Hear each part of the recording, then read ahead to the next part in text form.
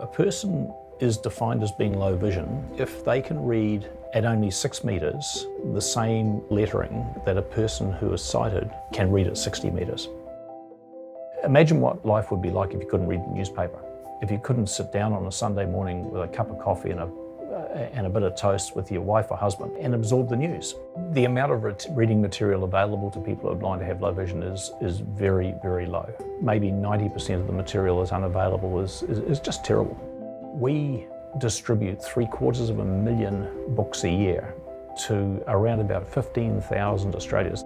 That's just amazing for a person who's blind or has low vision. Often they're elderly, sitting at home, probably on their own. Books are a fantastic recreation and a fantastic connection with the rest of the world. There are between 300 and 350,000 people in Australia who are blind or have low vision.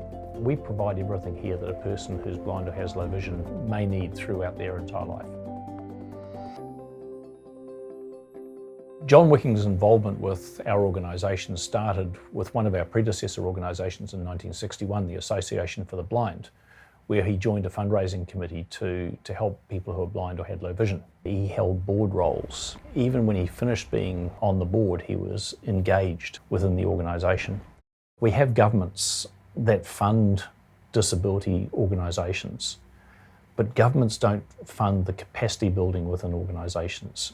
Philanthropists, I think, have a critical role in supporting organisations like Vision Australia to become better and better at what we do.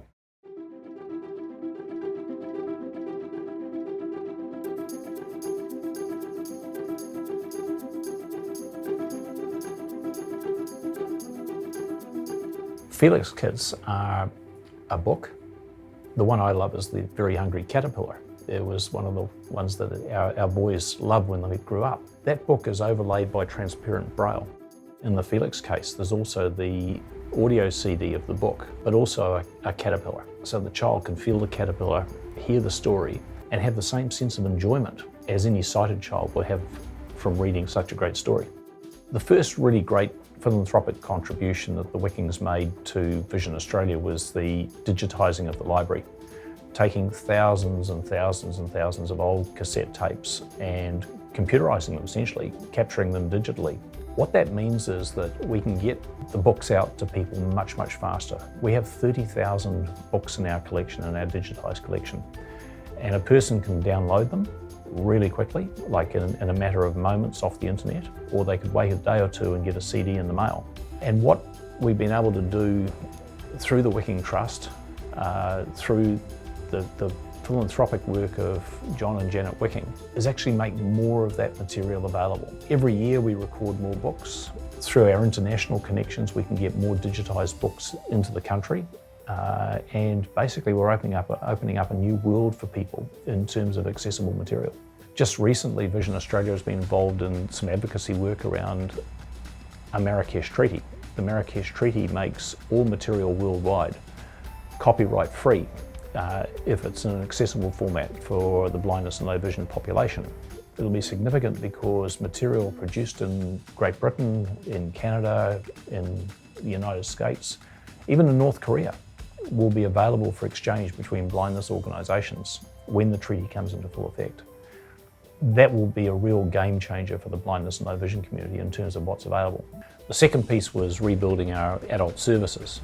Now, there are very many people who suffer from blindness, low vision right across Australia, 350,000, thereabouts. Every single one of those persons potentially will benefit from the funding that the Wicking Trust gave to Vision Australia to build services that matched exactly what people needed to be able to live the life they choose. The third piece was something that really was a bit out of the ordinary. They've funded for Vision Australia the development of information systems. We've started with the client and worked back into the organisation because we believe as an organisation that the most important part of our organisation, full stop, is where the client touches the organisation. So our systems that we've built with the support of the Wicking Trust have been built for the client. And in the not too distant future, the client will have access to their own information.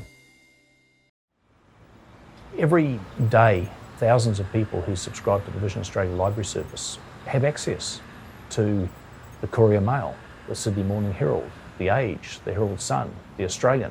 Every night we take the feeds from all of the major daily newspapers, 43 across Australia, and we convert them into text that people who are blind or have low vision can read on their special readers, the Daisy players, and we pump them out to literally thousands of people every day.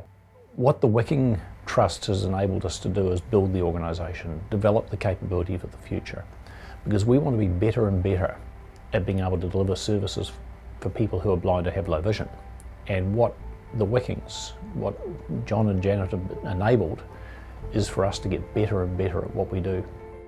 In 2010, in recognition of John and Janet's remarkable contribution to Vision Australia and predecessor organisations, we named the Kooyong office that we have after them. So that's now known today as being the Wicking Centre at Kooyong.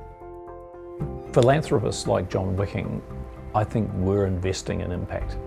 They weren't looking at an organisation and saying, hey, this organisation does nice things for people who are blind. I think he was investing in an organisation that was saying, hey, we're going to change not just the landscape for an individual or 100 individuals or 1,000 individuals, but actually we're going to change the landscape for everyone who's blind or has low vision now and into the future. I think that's the legacy that he leaves.